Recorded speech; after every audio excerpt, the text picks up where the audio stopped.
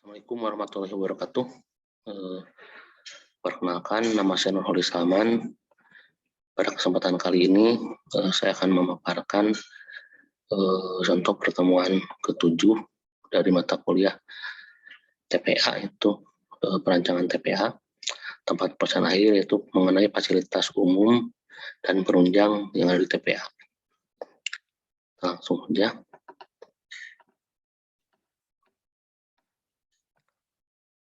Jadi di sini desain TPA gitu ya, desain TPA. Di sini sudah terlihat atau rencana master plan TPA sudah terlihat poin-poin dari 1 sampai 13 yang merupakan sarana dan prasarana minimal yang harus ada di TPA. Ya, langsung saja. Di sini ruang lingkup desain TPA ini yang ada 13 poin. Yang pertama, jalan masuk. Jalan masuk juga dibagi menjadi 3 lagi, jalan masuk atau akses, kemudian jalan operasi, jalan kerja. Kemudian yang kedua, bangunan penunjang, ada pagar, ada taman atau zona hijau, kemudian ada kantor TPA, hanggar alat berat, kemudian laboratorium, kemudian bengkel, tempat cuci, air bersih, listrik. Kemudian yang ketiganya, rancangan unit pengolahan sampah.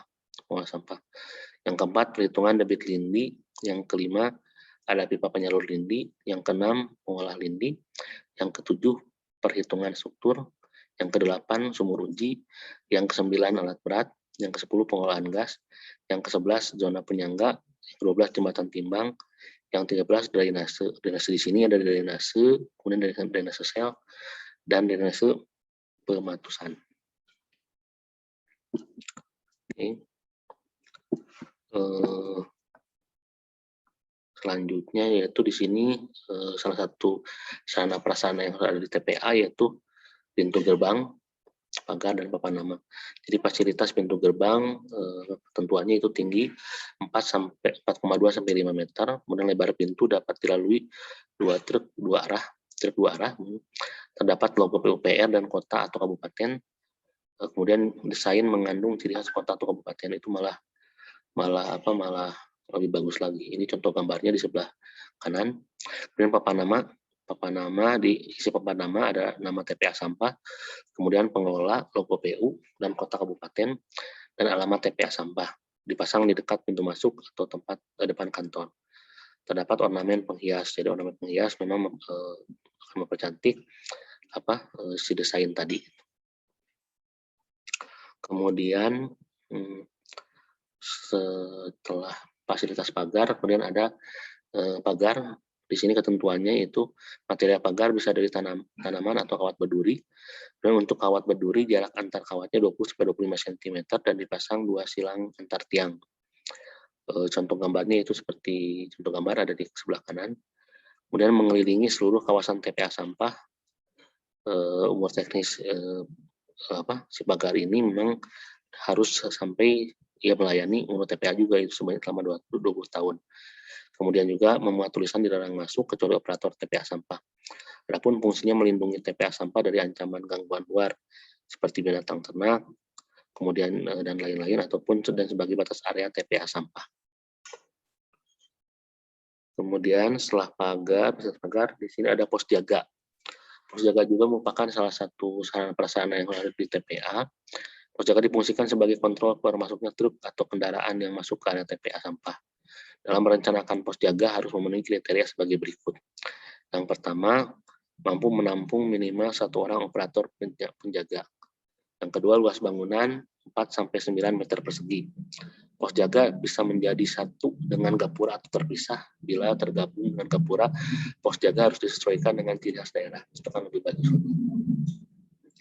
Kemudian pada konstruksi gunakan mutu beton K175, mutu besi tulangan U24, tulangan utama diameter 12 dan begel 8/200.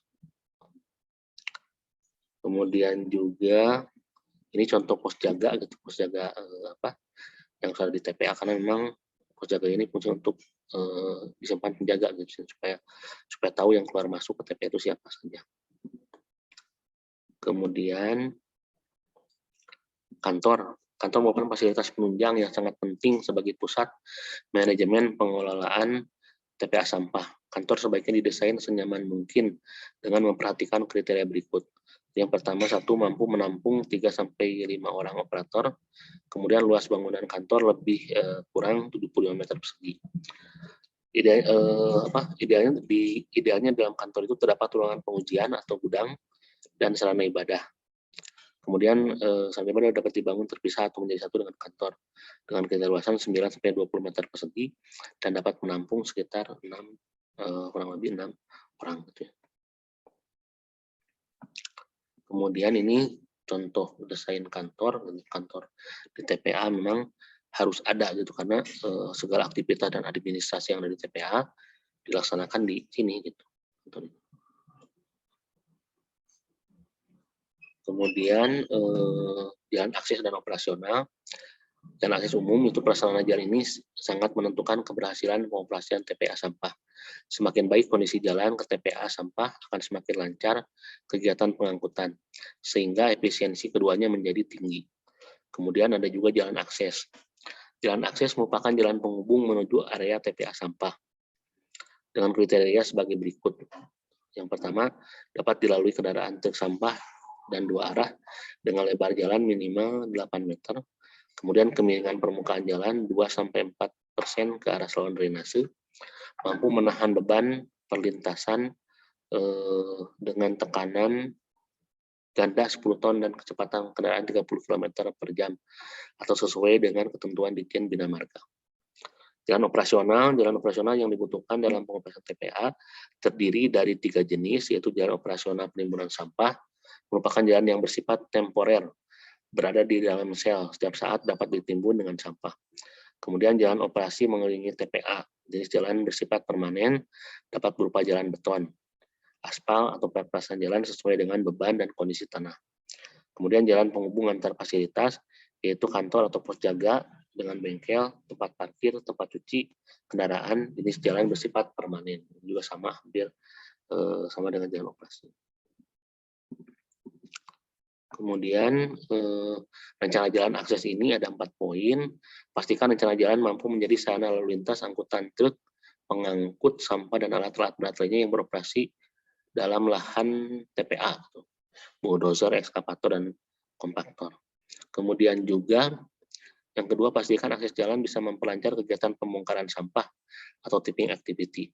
Yang ketiga, rancang jalan bisa berfungsi untuk mencegah masuknya aliran permukaan dari luar lahan efektif maupun dari dalam lahan. Yang keempat, pastikan rancangan jalan bisa memperindah area landfill. Setelah jalan, kemudian masih jalan operasi. Pastikan jalan operasi merupakan tempat beroperasinya kendaraan pengangkut sampah yang masuk dan keluar dari area penimbunan sampah. Jalan ini dilengkapi dengan tempat berputar kendaraan yang berfungsi untuk berputar arah untuk menghindari kemacetan dan lahan curah yang berfungsi sebagai tempat truk pengangkut sampah menuangkan sampah dalam lahan timbun. Jalan operasi direncanakan dengan menggunakan kriteria sebagai berikut. Kecepatan kendaraan didesain 20 km per jam. Lebar jalan di seluruh area TPA 5 meter beserta saluran drainase. Bahu jalan atau kiri dan kanan jalan selebar setengah meter dengan konstruksi beton karena kesulitan transportasi peralatan aspal ke lokasi dan daya tahan beton yang lebih lama. Kemudian kemiringan lebih kecil dari 6%. Kemudian slope tanggul jalan 1:1,5 dengan ketinggian setengah meter sampai 4 meter. Beban kendaraan minimum 30 ton, lapisan perkerasan untuk jalan 2 ton. Kemudian jalan kerja, pastikan adanya jalan kerja alat-alat berat menuju sel sampah yang ditentukan dalam lahan penimbunan. Jalan ini bersifat sementara karena pada akhirnya akan ditimbun dengan sampah. Jalan kerja tidak dibuat spesifik karena alat berat berjalan di atas sampah yang sudah dipadatkan. Kemudian juga drainase. Nah, sekarang drainase. Drainase dibagi menjadi 3, yaitu yang pertama drainase TPA berfungsi untuk mengalirkan air hujan yang jatuh pada area sekitar TPA, kemudian campur ke badan air terdekat. Kemudian drainase TPA dibedakan menjadi 3 jenis, yaitu yang pertama drainase jalan, merupakan drainase yang berfungsi untuk menampung air limpasan dari permukaan jalan untuk menghindari genangan dan kerusakan jalan. Yang kedua drainase sel terletak di sekeliling sel dengan tujuan untuk mencegah masuknya limpasan air dari permukaan tanah sekitar ke dalam sel sampah. Kemudian drainase kawasan merupakan drainase yang mengelilingi seluruh area TPA sampah bersifat kondisional, seperti bila berada di kawasan rawa gambut yang dapat berfungsi sebagai kanal penampung air tanah yang berlebih dan sebagai pencegah terjadinya kebakaran dari lingkungan sekitar ke area TPA. Jadi itu untuk drainase ya. Kemudian perencanaan drainase, yang pertama pastikan perencanaan drainase bisa menampung limpahan air di luar area dan dari permukaan landfill sehingga hanya sedikit air yang terserap ke dalam sel sampah. Yang kedua, buat rancangan pola aliran disesuaikan dengan kondisi topografis tempat setelah pembentukan TPA selesai dilaksanakan. Yang ketiga, jalur saluran direncanakan terletak pada bagian kiri atau kanan jalan serta seling TPA. Yang keempat, bentuk saluran yang paling ekonomis berdasarkan kondisi jalan. Yang kelima, perkeras dinding saluran dengan pasangan batu kali atau beton mutu K100-175 agar tidak terjadi longsor. Hitung dimensi saluran drainase dengan dasar menghitung intensitas curah hujan. Kemudian ini dimensi saluran dan geometri penampang saluran untuk drainase gitu. Silahkan ada yang menggunakan ini sah saja. Jadi asal perhitungannya jelas gitu ya, berdasarkan curah hujan yang ada gitu. Kemudian juga ini jembatan timbang. Jembatan timbang berfungsi untuk menghitung berat sampah yang masuk ke TPA dengan ketentuan sebagai berikut. Yang pertama, lokasi dekat dengan kantor atau pos jaga dan terletak pada jalan masuk TPA. Kemudian timbangan mampu menahan beban minimal 10-20 ton atau tergantung pada tonase terbesar truk sampah yang digunakan. Yang ketiga, lebar jembatan timbang minimal 3,5 meter. Fondasi abonemen berupa konstruksi beton bertulang K225. Dapat dikomunikasikan dengan jenis fondasi lainnya bila perlu. Jembatan timbang wajib ada untuk TPA dengan timbunan sampah lebih besar sama dengan 5 ton per hari. Jadi wajib itu ya. Apabila masuk ke sampahnya 5 sama dengan 5 ton per hari. Kemudian ini komponen jembatan timbang ada 6. Komponen jembatan timbang ini yang pertama indikator timbangan digunakan untuk membaca dan mengetahui berat dari truk dan beban yang ditimbang. Kemudian external display. Display ini untuk monitor hasil baca indikator timbangan bagi para sopir. Jadi sopir bisa melihat dari luar. Kemudian load cell atau sensor umumnya terbuat dari alloy steel dan stainless steel. Kapasitas berat 20, 25 dan 30 ton. Kemudian CPU software dan printer ini komputer untuk mencetak dan menyimpan data. Kemudian platform jembatan timbang terbuat dari plat dan besi khusus untuk alat timbang dan telah disertifikasi untuk besi WF gitu. 500, 600 dan 200. Kamera untuk monitoring proses penimbangan. Kemudian ini skema operasional jembatan timbang seperti ini gitu ya. Jadi memang terhubung gitu ya. Nanti bisa memantau sampah yang masuk berapa gitu. Sehingga bisa mengetahui rencana si TPA ini bisa sampai kapan kalau di jembatan timbang jelas. Kemudian perencanaan jembatan timbang dalam tempat pelepasan akhir sampah digunakan untuk mengukur jumlah sampah yang masuk setiap hari. Jembatan timbang merupakan alat pabrikan sehingga dalam perencanaan menggunakan spesifikasi teknik dari pabrikan jembatan timbang dirancang sebagai berikut. 1. Ditempatkan pada sisi kanan jalan masuk, sehingga tidak bertemu arus dengan truk yang keluar dari TPA. Yang kedua, ditempatkan setelah gerbang lokasi TPA. Yang ketiga, memiliki akses ganda untuk masuk ke jembatan timbang dan jalan bypass. Yang keempat, memiliki kapasitas jembatan timbang lebih rendah dibandingkan berat truk dan sampah yang diangkut. Yang kelima, memiliki struktur yang kuat, sehingga tidak mudah mengalami kerusakan. Yang keenam, ketinggian atap mempertimbangkan ketinggian truk pengangkut dan kelebihan sampah. Dan yang ketujuh, dihubungkan dengan sistem pencatat secara elektronik untuk menghindari terjadinya kesalahan dalam pencatatan. Yang kedelapan, memiliki sistem penerangan yang cukup untuk antisipasi sistem kerja malam hari. Yang sembilan, kapasitas direncanakan dengan kemampuan 50 ton dengan sistem komputer.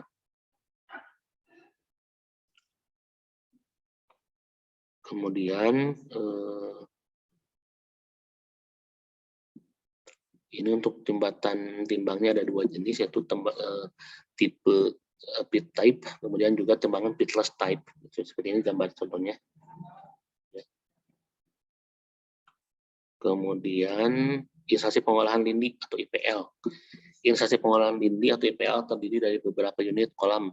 Pada umumnya terdiri dari kolam aerobik, aerobik, fakultatif, maturasi, dan wetland.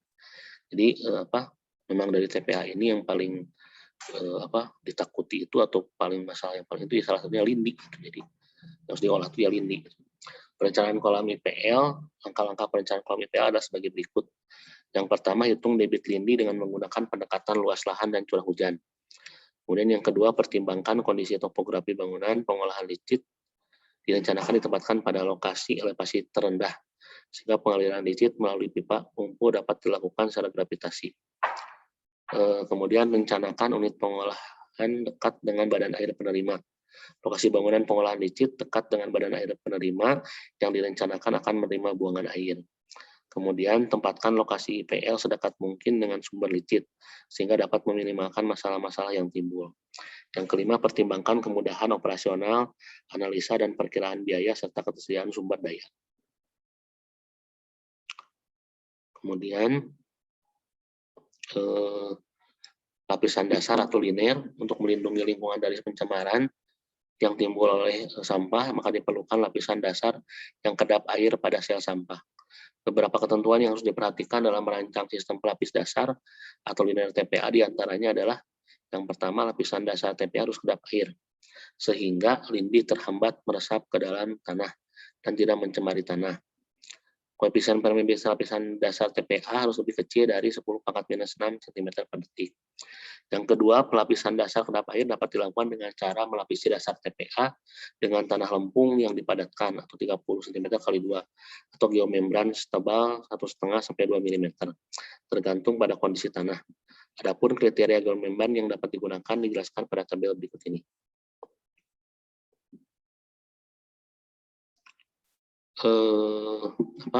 Spesifikasi material geomembrannya, item, thickness, ketebalan, kemudian density, carbon black content, textile strength at yield, tensile strength at brick, thin strength, fine strength. Jadi nilai-nilainya sudah ada standarnya gitu yang digunakan.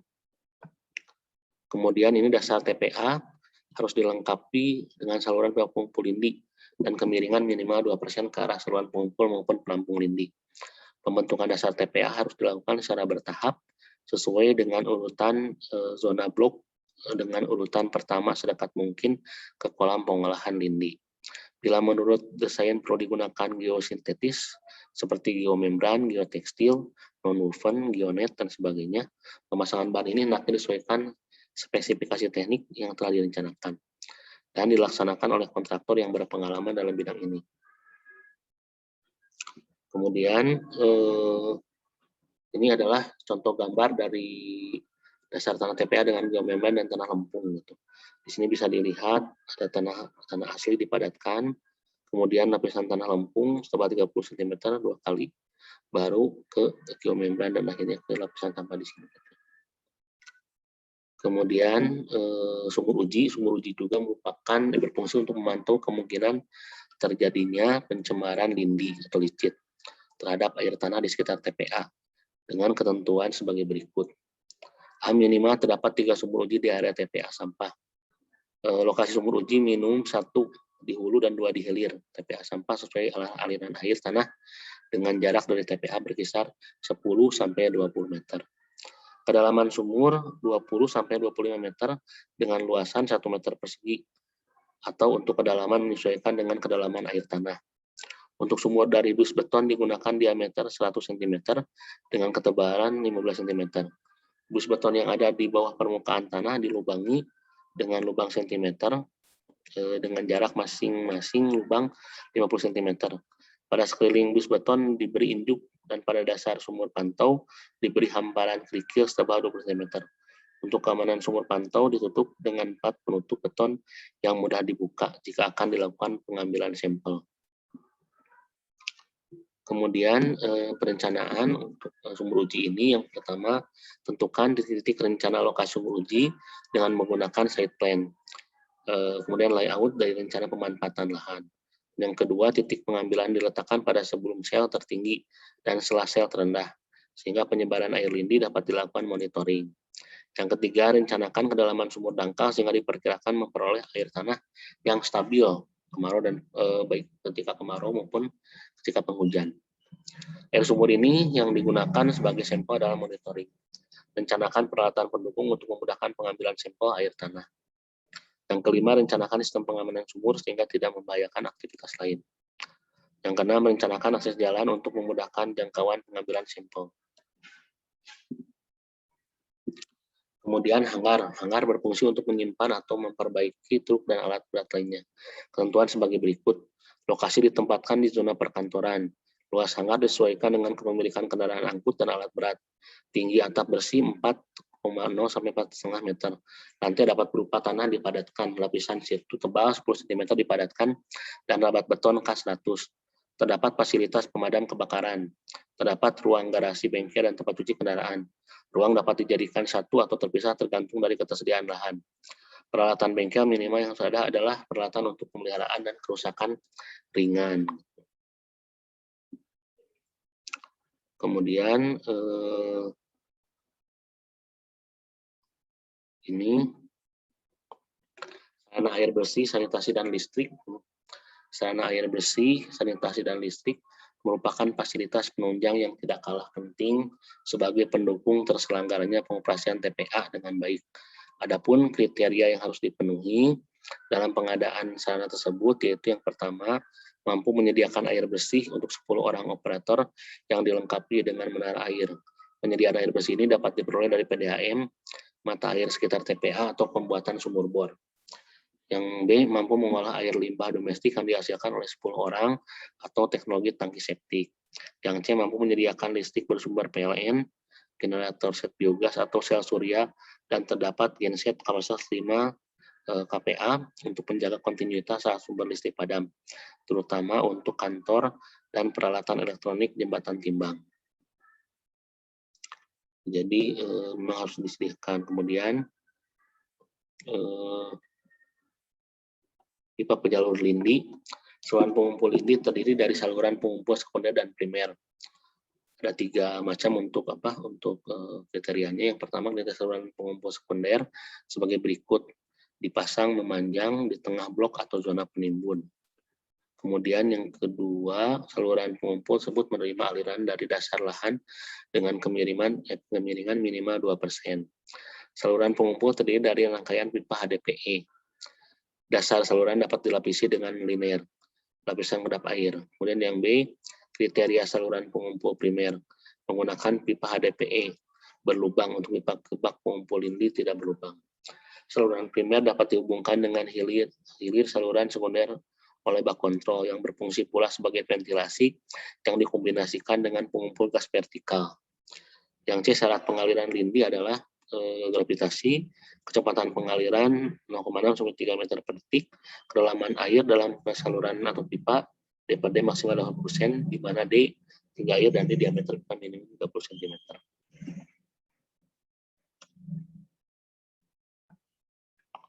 Ini alternatif pola pipa pengumpul lindi. Seperti ini ada pola garis lurus, kemudian pola tulang ikan, pola tangga.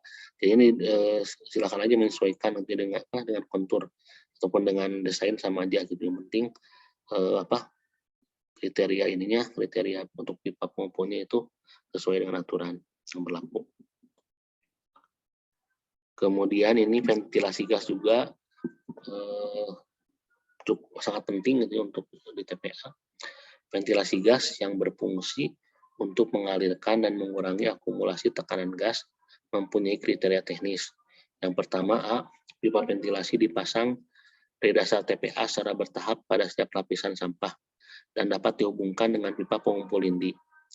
Yang ke B, kemudian pipa ventilasi gas berupa pipa HDPE diameter 150 mm atau diameter lubang perforasi maksimum 1,5 cm yang dikelilingi oleh saluran bronjong berdiameter 400 mm dan diisi batu pecah diameter 50 sampai 100 mm. Kemudian ketinggian pipa ventilasi tergantung pada rencana tinggi timbun Setiap lapisan sampah ditambah 50 cm. Kemudian pipa ventilasi pada akhir timbunan harus ditambah dengan pipa besi berdiameter 150 mm. Gas yang keluar dari ujung pipa besi harus dibakar atau dimanfaatkan sebagai energi alternatif. Yang F-nya jarak antar pipa ventilasi gas 50-70 meter. Kemudian yang G pada sistem lahan uruk sanitari, gas bio harus dialirkan ke udara terbuka melalui ventilasi sistem penangkap gas, lalu dibakar pada gas flare. Sangat dianjurkan menangkap gas bio tersebut untuk dimanfaatkan. Kemudian ini zona penyangga. Zona penyangga merupakan daerah penyangga dapat berfungsi untuk mengurangi dampak negatif yang ditimbulkan oleh kegiatan pembuangan akhir sampah terhadap lingkungan sekitarnya. Di daerah penyangga ini dapat berupa jalur hijau atau pagar tanaman di sekeliling TPA dengan ketentuan sebagai berikut. Jadi jenis tanaman adalah tanaman tinggi. Jadi zona penyangga, jadi di luar TPA itu memang harus dilindungi oleh zona penyangga. Selain untuk mengurangi bau, kemudian juga ya untuk estetika juga gitu. Jenis tanaman ada tanaman tinggi dikombinasikan dengan tanaman pedu yang mudah tumbuh dan rimbun gitu. Kemudian kerapatan pohon adalah 2-5 meter untuk tanaman keras gitu ya. Jadi memang sangat harus rapat gitu ya. Kemudian lepas jalur hijau ini minimal, jadi memang minimalnya 10 meter kalau nggak salah harus lebar minimal 10 meter. Kemudian ini adalah adalah contoh jalur zona penyangga pada TPA gitu. Jadi memang zona penyangga ini berada di sekeliling TPA tadi itu. Yang pertama ini tentukan kawasan penyangga sesuai dengan layout. Kemudian tentukan lebar zona penyangga yang dibuat melingkari tapak dengan lebar minimal 10 meter. Tentukan jenis pohon yang akan digunakan untuk zona penyangga. Gitu. Jadi banyak sekali jenis pohon yang bisa digunakan sebagai zona penyangga. Tapi yang paling penting, zona penyangga ini selain untuk pembatas TPA juga untuk mengurangi bau, kemudian juga sebagai pelindung TPA juga gitu. Nah kalau di sini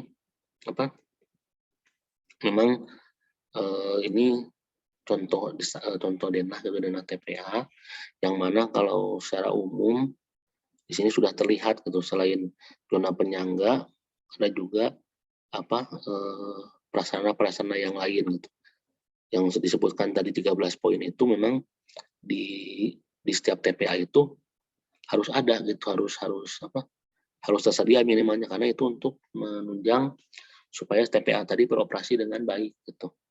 Nah, kemudian juga hal yang sering ditemui di beberapa TPA di Indonesia gitu ya, itu rata-rata si jembatan timbangnya tidak rusak gitu ya. Nah, udah ketahuan rusak itu tidak segera diperbaiki. Ketika ditanyakan, masih rusak. Kemudian 6 bulan kemudian datang lagi ke sana masih rusak juga gitu. Apa sudah diperbaiki kemudian rusak lagi, itu memang sering kejadian. Kemudian juga untuk alat berat di TPA ini merupakan penggerak utama dari operasional TPA. Jadi kalau tidak alat beratnya tadi tidak dirawat dengan baik, kemudian juga ada kerusakan dan sebagainya, maka operasional TPA ya bisa terhenti kalau alat beratnya ada sedikit. Tapi kalau untuk TPA besar memang alat beratnya banyak gitu ya, banyak. Jadi amanah untuk operasional TPA. Tapi untuk TPA kecil alat beratnya ya sedikit, jadi memang harus dijaga. Makanya di sana tuh ada hangar itu untuk pencucian alat berat supaya tidak keropos oleh asam itu, oleh lindi. Kemudian juga dibersihkan, jadi setelah selesai operasional idealnya dibersihkan si alat berat tadi, jadi sampai bersih kembali. Jadi ketika mau digunakan itu dalam kondisi yang bersih. Kemudian juga harus ada ketegasan juga gitu mengenai TPA di sini. Jadi memang sampah yang dibuang itu memang yang diperuntukkan untuk TPA itu. Jadi jangan sampai ada sampah dari mana itu sampah legal yang dimasukkan gitu ke TPA. Jadi layanan TPA itu bisa berkurang. yang harusnya 20 tahun contoh ya, ini jadi berkurang karena banyak sampah yang masuk gitu. Nah dengan ya salah satu tadi permasalahan jembatan timbang tadi gitu, itu hampir di 50% itu rata-rata rusak jembatan timbangnya. Jadi tidak bisa mengukur tonase yang masuk ke dalam TPA tadi gitu. Kemudian juga di TPA juga selain prasarana yang tadi memang harus disiapkan, ini ada tambahan juga, disiapkan kawasan untuk pemulung gitu ya, untuk pemulung. Jadi pemulung ini merupakan salah satu pembantu dalam mengurangi jumlah sampah yang tertimbun di TPA. Jadi yang di TPS mungkin sudah tidak bernilai ekonomis, jadi masuk ke TPA oleh pemulung yang di TPA ini masih saja bernilai ekonomis. Jadi banyak yang bisa diambil dari sana. Ketika diambil oleh pemulung, maka sampah yang ada di TPA ini menjadi berkurang. Jadi yang tertimbun di TPA ini berkurang. Makanya langkah baiknya dalam perencanaan TPA juga memikirkan itu, memikirkan si pemulung tadi itu, bukan hanya perencanaan TPA tapi dalam master plan pengelolaan suatu kota itu harus dipikirkan. Jadi memang para pemulung dan para yang ambil sampah itu bagian dari pengelolaan sampah, makanya harus diperhatikan juga. Oke.